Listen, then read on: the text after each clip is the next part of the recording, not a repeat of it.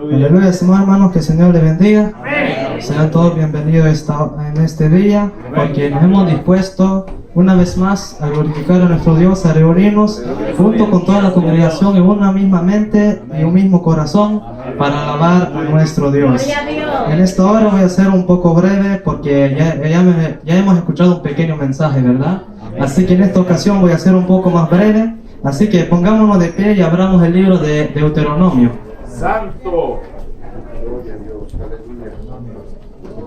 Libro de Deuteronomio, capítulo número 10. Bendito Dios. ¿Te vas a sentar mucho aquí? ¿O te vas a ir para allá? Porque yo no voy a abrir la puerta allá. Yo no voy a abrir la puerta. Deuteronomio es el libro número 5 de la Biblia, el quinto libro de la Biblia. Vamos a esperar que todos lo tengamos para que todos podamos aprovechar de esta lectura. Libro de Deuteronomio, capítulo 10. En esta ocasión vamos a leer el versículo 12 y 13. Amén. Así tal cual como está escrito, en el nombre del Padre, del Hijo y del Espíritu Santo. Amén. Ahora pues, Israel, ¿qué pide Jehová tu Dios de ti? Sino que temas a Jehová tu Dios, que andes en todos sus caminos y que lo ames, y sirvas a Jehová tu Dios con todo tu corazón y con toda tu alma, que guarde los mandamientos de Jehová y sus estatutos, que yo te prescribo hoy para que tengas prosperidad. Amén. Aleluya. El tema, el foco del pequeño pensamiento que vamos a tratar en esta hora es: ¿qué pide Jehová tu Dios de ti? Ya que es la pregunta que Moisés, según se cree que fue Moisés, el profeta Moisés, que había escrito este libro. Deuteronomio significa segunda ley. O sea que la primera ley ya había sido dada, pero Moisés la tuvo que quebrar. Y ahí viene una vez más, si leemos los capítulos anteriores, vemos que una vez más están escritos ahí los 10 mandamientos. Entonces vemos que aquí encontramos a un pueblo que había visto grandes cosas de parte del Señor. Había visto, algunos creen que ya era la segunda generación, entonces por lo menos habían escuchado lo que sus padres habían contado acerca de su Dios, de cómo ellos estaban esclavos allá en Egipto, de cómo el Señor los sacó, de cómo hubo un gran torbellino de fuego, de cómo dividió el mar nuestro Dios para poder pasar el pueblo en seco, y también después que aquel mar se hizo una vez más un mar para poder ahogar a aquellos egipcios, de la cual el varón dijo: aprovechen porque esta es la última vez que van a ver a estos egipcios, porque nunca más los van a volver a ver. Esa era una promesa de que Dios había esperado el tiempo del cautiverio y al fin había decidido volver a salvar a su pueblo. Entonces los saca por el desierto por 40 años a vagar, y vemos ahí a un pueblo que, aunque conocía lo que Dios había hecho, comenzaban a murmurar. Ellos dijeron: allá por lo menos teníamos legumbres para comer, pero aquí en el desierto no tenemos nada. Entonces el Señor, ¿qué le mandó? Pan de ángeles, le mandó el maná en pleno desierto. Pero después de haber comido aquel pan, aquel maná, ellos dijeron: no, queremos algo un poco más sólido, queremos vianda. En aquella murmuración siempre, el Señor en su gran misericordia le manda codornices para que ellos pudieran mitigar su hambre. Entonces también el pueblo, justo antes, habían pensado: llegamos a un lugar de aguas, y tomaron las aguas, ¡ay, son amargas! Y ahí comenzaron a murmurar, no recordando que aquel Dios que había abierto el mar en dos, también podía purificar aquellas aguas que estaban en aquel lugar, por lo cual aquellas aguas fueron llamadas Mara. Y es más, el pueblo tuvo el privilegio de tomar agua de una piedra viva, que esa representaba a nuestro Señor y Salvador Jesucristo, porque cuando le traspasaron el costado, de ahí salió sangre y también había salido agua. Entonces después vemos al pueblo que seguía, pero Moisés tenía una pequeña encomienda: tenía que subir al monte a recibir las leyes que Dios les había que dar al pueblo. Entonces el pueblo ahí quedó abajo, y entre tanto que Moisés durante 40 días, 40 noches estaba allí en el monte, el pueblo subió un varón del gran pueblo y dijo: Moisés se ha muerto. Ya se fue Moisés. Mira que el Dios de Moisés aquí nos trajo y no ha hecho nada más. En Egipto teníamos animales como dioses. Quitémonos todos los aretes, todas los zarcillos y todo eso, y hagamos un dios de oro. Y lo hicieron en forma de un animal, el cual se veneraba allá en Egipto. El cual fue el asunto que aún el mismo sacerdote que había sido elegido por Dios, él mismo fue el que mezcló aquel oro y que construyó aquel becerro. Por lo cual después Jehová le dice a Moisés: desciende y ve lo que tu pueblo ha hecho. Ahí vemos el tu pueblo, ya no es el pueblo de Dios, sino que dice: ve lo que tu pueblo ha hecho. Entonces, después de todo eso, a varios llegaron varias plagas sobre el pueblo de Israel. Unas de ellas fueron que muchos murieron en tiempo de algunos 2 días, y otros fueron tragados por la tierra misma por haberse rebelado en contra del Dios de Israel. Pero aquí vemos, después de todo eso, Moisés le habla. Entonces, ¿qué es lo que tu Dios pide de ti? Tú escuchaste que había un Dios. Posiblemente no era de la generación que salió, sino la que nació en el desierto. Pero ¿qué es lo que tu Dios pide de ti? Y aquí en todos los puntos que hemos leído hay una palabra que no es mencionada, pero que ahí vemos que la importancia de esa palabra, y es obediencia. Eso es lo que el Señor pedía al pueblo de Israel. Entonces, ¿obediencia en qué? 10 mandamientos. ¿Se acuerdan de la ocasión en que vino un joven rico al Señor Jesucristo? Entonces le dijo: maestro bueno, ¿qué yo he de hacer para heredar la vida eterna? Y Jesús le dijo: bueno, haz los 10 mandamientos. Y él dijo: yo los 10 mandamientos, ¿cuáles? Bueno, no robarás, no hurtarás, no adulterarás, honrarás a tu padre y a tu madre. Y él dijo: no, si todo eso yo les he hecho desde mi juventud, y ahora, ¿qué más me falta? Y Jesús dijo: bueno, casi estás perfecto, pero ve, anda todas tus posesiones y dáselo a los pobres, y ahí podrás entrar al reino de los cielos. Y aquel joven rico se fue triste porque tenía su corazón no en el Señor, sino que lo tenía en todas sus posesiones. Se nos habla también de otro joven, que él también tenía su corazón en todas sus posesiones, y él trabajó día y noche, overtime, todos los días. Le preguntaba al jefe: hay overtime, yo voy a trabajar, y overtime pagan doble. Entonces dijo: yo voy a trabajar, hasta que llegó un día: alma, muchos bienes tiene, hoy descansa, hoy tiene para morir, descansa tranquilo, hoy disfruta, come, bebe y vive, pero ya no trabajes porque ya tienes lo suficiente. Cuando de repente oye una voz por ahí que dice: necio, esta noche vienen a pedir tu alma, y lo que tú has recogido, ¿de quién será?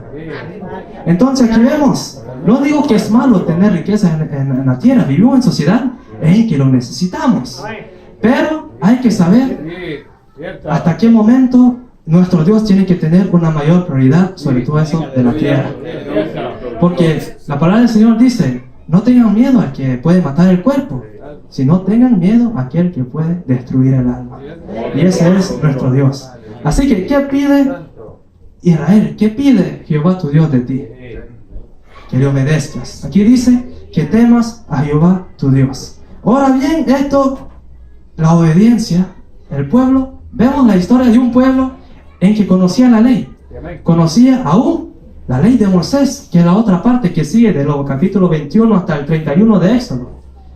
Pero este pueblo, cada vez que tenía la oportunidad, adoraban a los ídolos. Esto sucedió después de la muerte de Josué, en que Josué dijo: ustedes decidan hoy a quién servir, pero yo y mi casa serviremos a Jehová. Y después vinieron tiempos en que el libro de los jueces nos dice: cada uno hacía como a bien le parecía. ¿Por qué? Porque no había un líder en Israel. Y el Señor levantó a 15 varones, 15 jueces, para poder libertar a Israel. Pero cuando moría el juez, Israel volvía una vez más a adorar los ídolos de aquellas naciones, y se ponían en aprieto, en esclavitud, y después reconocían que Dios era un Dios misericordioso, y todos iban humillados al Señor, y el Señor veía aquella humillación del pueblo, y en su gran misericordia Él volvía una vez más a salvar a su pueblo. Y eso lo podemos ver en muchas ocasiones en el libro de los jueces y a través de la escritura. Pero la razón nos dice muy bien Moisés. Deuteronomio 29:4 nos dice: ustedes habéis sabido lo que Dios ha hecho. Pero hasta hoy Dios. Jehová no os ha dado un corazón para entender, no os ha dado oídos para oír, ni tampoco ojos para ver. Amén. Entonces, pero sin embargo, a nosotros cambia la versión, porque segunda de Timoteo 1:17 nos dice, Dios no nos ha dado un espíritu de cobardía, sino de poder, de amor y de dominio propio. Entonces nosotros no tenemos excusa para no entender lo que la palabra del Señor dice, lo que está escrito dentro de la palabra del Señor. Así, si como el pueblo, que era el pueblo de Israel, no obedeció y fue echado al cautiverio, ¿cuánto más nosotros, que somos injertos, según dice el apóstol Pablo? Si aún las ramas fueron quitadas de su lugar original, ¿cuánto más nosotros que fuimos puestos ahí dentro de la planta? Gloria a Dios. Porque hay que recordar que es la raíz que alimenta, y la raíz alimenta a la planta primeramente. Amén. Entonces, ¿qué es lo que pide Jehová tu Dios de ti? Que temas a Jehová tu Dios, que andes en todos sus caminos, que lo ames. Sí, amén. Otra palabra, Él pide obediencia de ti. Ahora bien, ¿cómo se puede caracterizar esta obediencia? Una obediencia puede ser voluntaria o obligatoria. Puede ser con todo el corazón o puede ser sin ningún entusiasmo. Cierto. Y puede ser también a la fuerza. Pero que la Biblia nos da claramente que hay 5 clases de personas que tenemos que obedecer. Amén. La primera, por supuesto, nuestro Dios. Sí. ¿Se recuerdan cuando el apóstol Pedro lo llamaron, no vuelvan a predicar en ese nombre? Él dijo, es necesario obedecer a Dios antes que a los hombres. Entonces aquí vemos la bendición, o el deber, mejor dicho, no es una obligación, sino un deber, el poder obedecer a nuestro Dios. Por lo cual podemos ver el ejemplo del apóstol Pedro. El apóstol Pedro era un varón que ahí seguía a Jesús. Era un varón que cuando le preguntaban, ¿y usted? Uno dice que soy Jeremías, otro Elías, uno de los profetas que he resucitado. Pero ustedes, ¿quién piensa que soy yo? Y ahí sale Pedro, tú eres Cristo, el Hijo del Dios viviente. Y ahí el Señor lo exalta a Pedro porque no le había revelado ni carne ni sangre, sino el Padre que estaba allá en el cielo. Bendito Dios. Pero vemos más allá. Amén. Jesús iba sido llevado a presentarse en frente del juicio. Y ahí Pedro, yo doy mi vida por ti. Jesús le dice, ay Pedro, si tú supieras, antes que el gallo cante 3 veces, ya tú me vas a negar 3 veces. Entonces al principio él decía, no, ¿cómo es que yo voy a negar al Señor Jesucristo? Pero así sucedió, él negó 3 veces. Entonces vemos a un Pedro que todavía no había entendido a cabalidad. Pero ahí cambia después cuando desciende el Espíritu Santo encima de él. Cuando estaba en el día del Pentecostés, él fue el primero que dio el sermón en el día del Pentecostés. Y se convirtieron 3,000 y 5,000 almas en sus 2 primeros sermones. Entonces después vemos a un Pedro enfrente de las autoridades judías diciendo, yo voy a negar a Jesús. No, aquel tiempo ya había pasado. Sino que hoy él dice, es necesario que nosotros obedezcamos a Dios primeramente y después a los hombres. Entonces ya tenemos a una persona que se debe obedecer y es a Dios. Segundo, a los padres, hijos, obedecer a vuestros padres, porque el 5.º mandamiento es, honrarás a tu padre y a tu madre. Y ahí el apóstol da 3 o 4 razones, porque es justo, para que te vaya bien en la vida, para que se te alarguen los días en la vida y porque así le agrada al Señor. Entonces es el primer mandamiento con promesa, según dice el apóstol. Honrarás a tu padre y a tu madre para que tus días se alarguen en la tierra que Jehová tu Dios te da. Entonces aquí vemos nosotros como hijos la responsabilidad de obedecer a los padres. Una tercera categoría, que esta es más en el tiempo antiguo donde había muchos esclavos, se les decía, obedeced en todo a vuestros amos terrenales.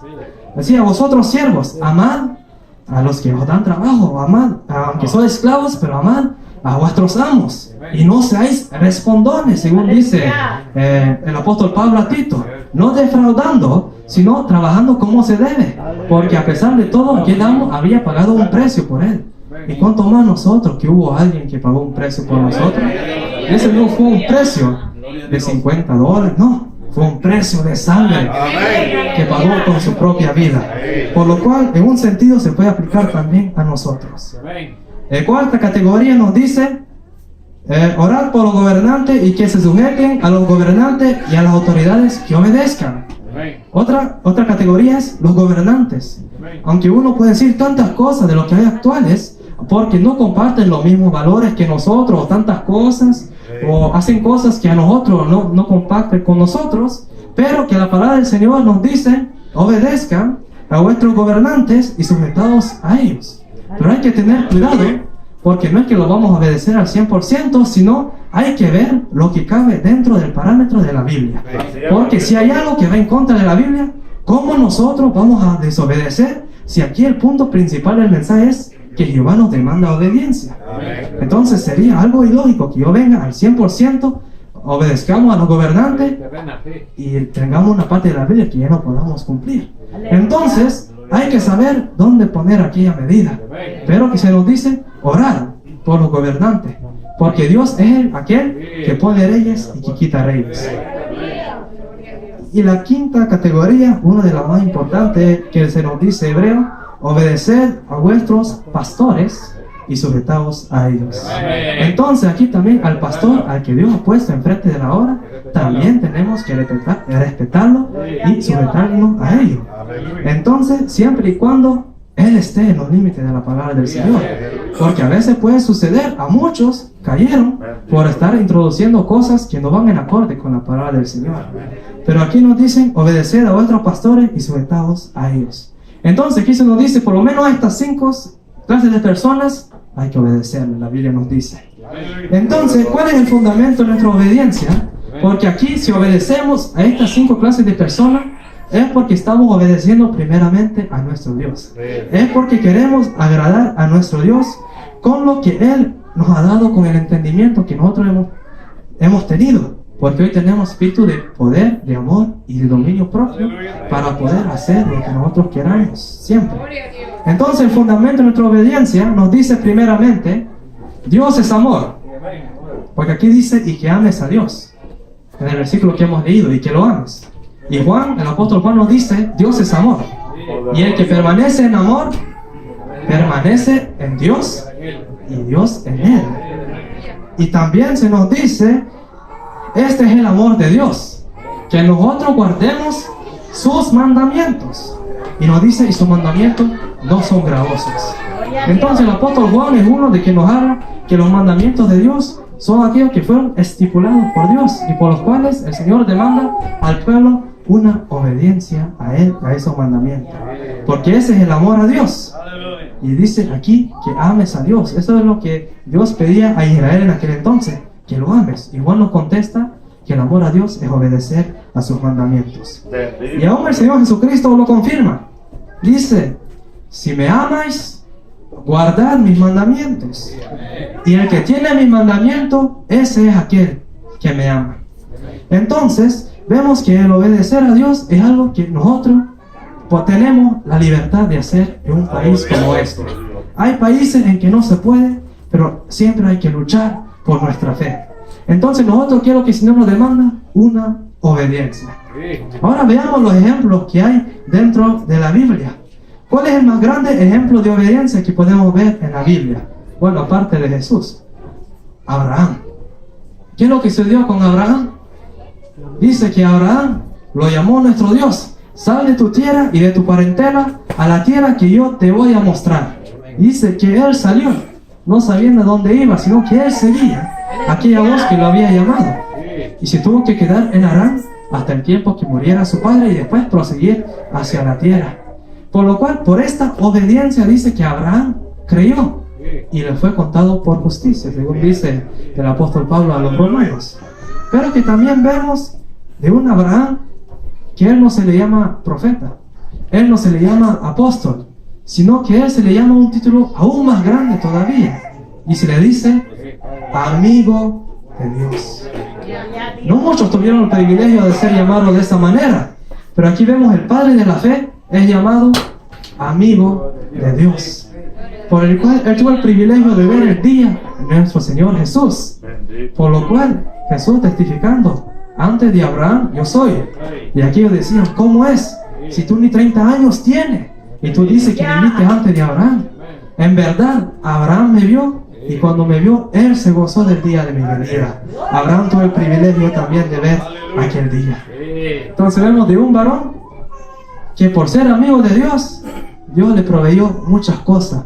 Le proveyó una tierra, le proveyó una descendencia, y aún cuando dice la palabra, y de este, ya casi muerto, salió una gran descendencia, como las estrellas del cielo y como las arenas del mar. Y hoy en día es un gran conflicto para quién va a tener esa parte de la tierra, pero que todos ellos que están ahí son descendientes de Abraham, por lo cual hoy en día no se puede contar aquellos descendientes de Abraham porque son demasiados. Pero ahí está ninguna prueba de que Abraham, porque él había creído a la voz de un invisible, él le fue votado por justicia, y hasta hoy se le suena ese nombre en todos los países. Y aquí nos encontramos con los descendientes de él. Abraham no conocía la ley, no había ley todavía, y los descendientes de él conocían la ley, la habían recibido de Moisés. Y Josué cada día se la volvía a repetir. Además, Josué tenía el mandato de todos los días él mismo meditar de día y noche en la ley de nuestro Dios. Pero después, ¿qué es lo que sucede con los jueces? Llega un juez que le dice que tenía 2 varones, pero que esos 2 varones conocían cómo funcionaba el sacerdote, iban a ser los próximos sacerdotes. Pero el problema es que esos 2 varones no respetaban las ofrendas que había estipulado nuestro Dios en la ley. Y eran sacerdotes, ellos conocían.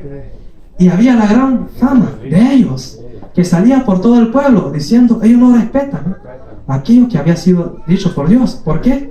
Porque cuando iban a cocer el holocausto, o sea la carne, ellos no querían